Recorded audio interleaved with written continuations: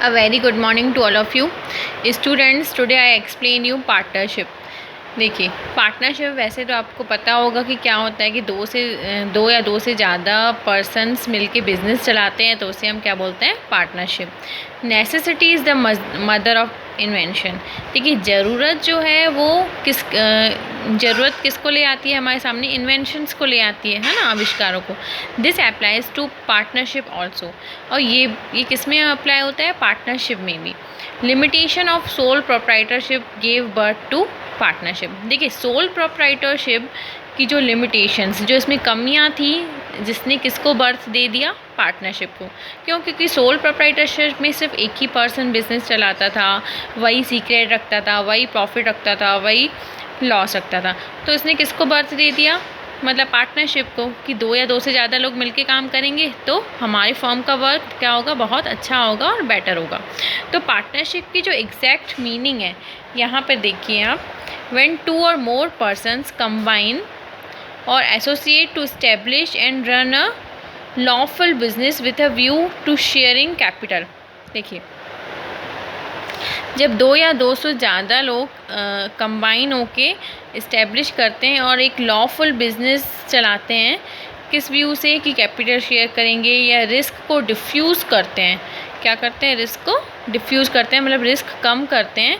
And availing of the different liabilities, और different liabilities को देखते हैं कि किसको क्या करना है, किसी को क्या करना है.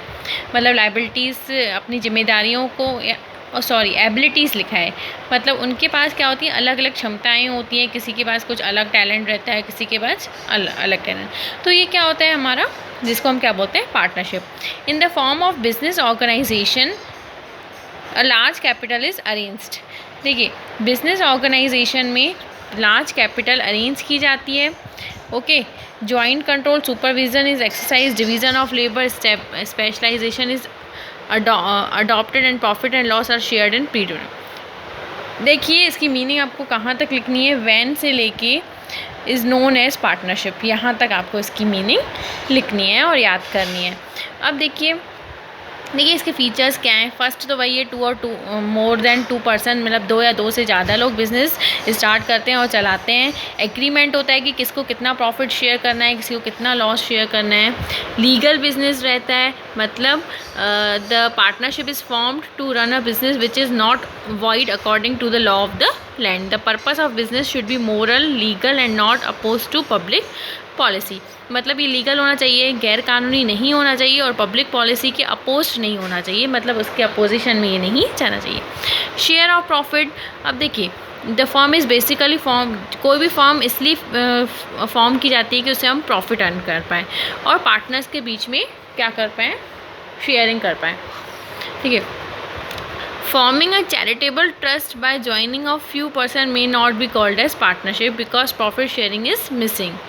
देखिए कोई भी चैरिटेबल ट्रस्ट जो होती है वो बनाते हैं फ्यू पर्सन्स को ज्वाइन करके. Share of loss is not compulsory but sharing of profit is essential. Loss share करना कंपलसरी नहीं है, लेकिन प्रॉफिट शेयर करना ज़रूरी है.